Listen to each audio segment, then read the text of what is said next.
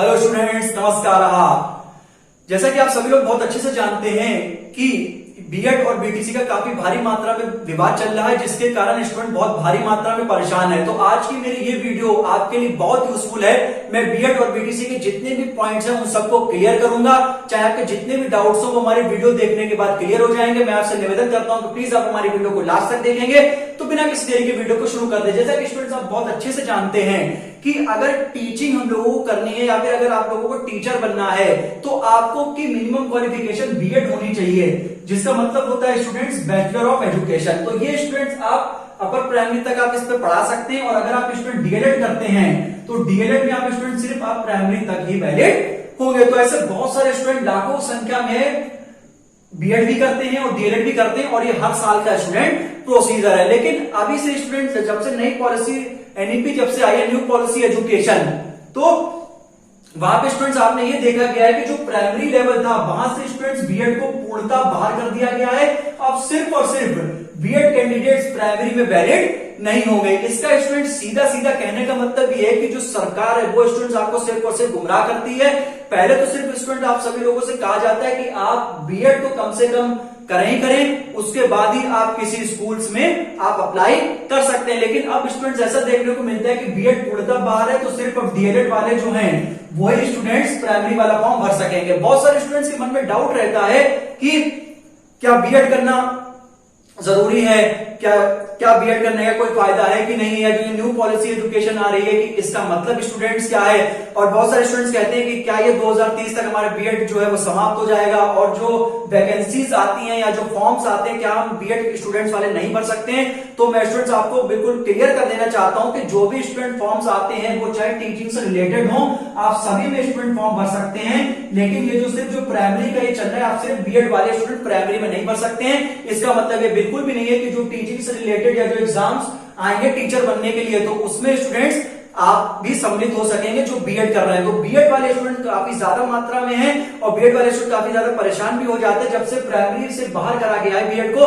तब से बहुत ज्यादा स्टूडेंट से समस्या देखने को मिलती है। लेकिन आप बिल्कुल भी परेशान ना हो, ये सिर्फ और सिर्फ डीएलएड में इसलिए करा गया है। मेरा मानना है कि डीएलएड में स्टूडेंट बहुत कम मात्रा में एडमिशन होते हैं, इसलिए आप कंपैरिजन पूरे साल का आंकड़ा उठा के देख लीजिए, ऐसा बहुत कम ही होगा जहां पे डीएलएड वाले संख्या ज्यादा हो और बीएड वाले स्टूडेंट्स कम हो। ये सिर्फ और सिर्फ सरकार ने इसीलिए किया है ताकि डीएलएड में भी बच्चों की संख्या ज्यादा से ज्यादा हो सके।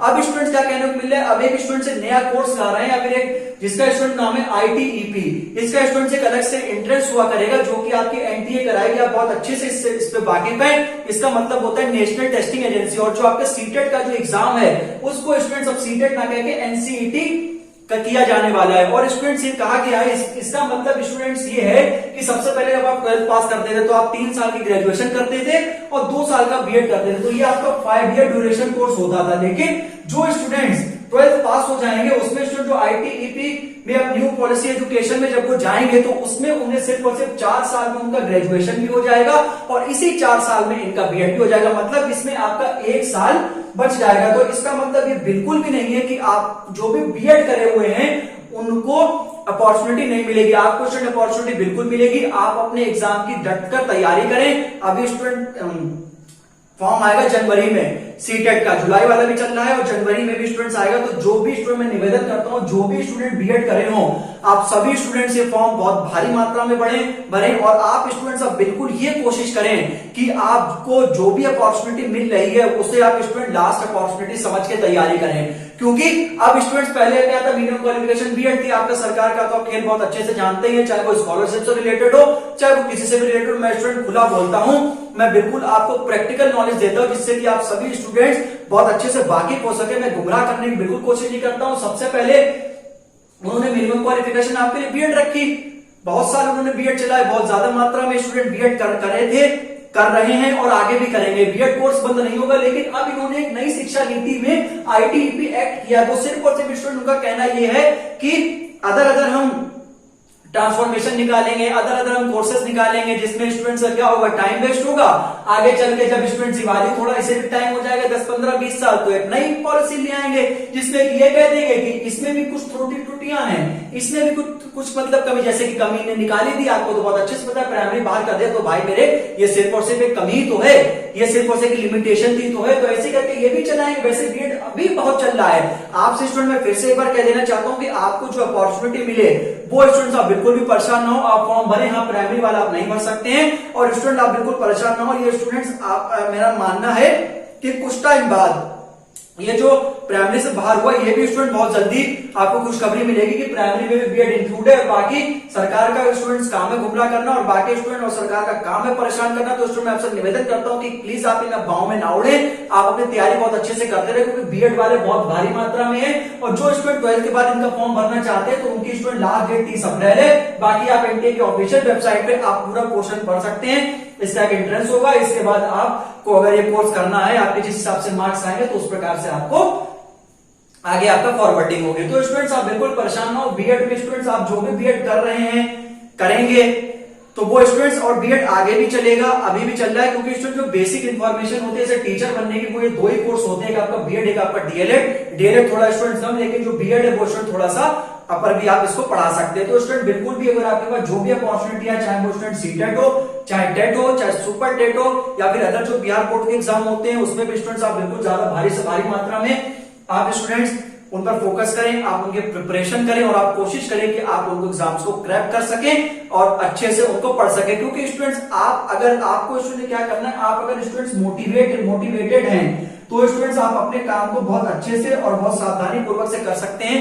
बाकी स्टूडेंट्स आपको बहुत अच्छे से पता है कि कमियां निकालना, या फिर मतलब आप कह सकते हैं कि अदर कोर्सेज जनरेट करना, ये तो स्टूडेंट उनका काम है। क्यों काम स्टूडेंट्स ये है ना, क्योंकि इससे उनको जैसे बीएड में स्टूडेंट पैसा लिया है, डीएलएड में पैसा लिया है, तो स्टूडेंट आईटीईपी का ये तो स्टूडेंट और एडवांस कोर्स है, या फिर एक और एडवांस नीति है, क्योंकि भाई इसमें तो भाई बच्चा ये देखता है कि मेरा 1 साल बच जाए तो हम 4 साल में मेरा ग्रेजुएशन भी हो जाएगा, ऑटोमेटिकली 4 साल में मेरा बीएड हो जाएगा, तो बच्चा मेरे भाई इसकी तरफ भी बहुत अच्छी स्पीड से भागेगा। क्यों?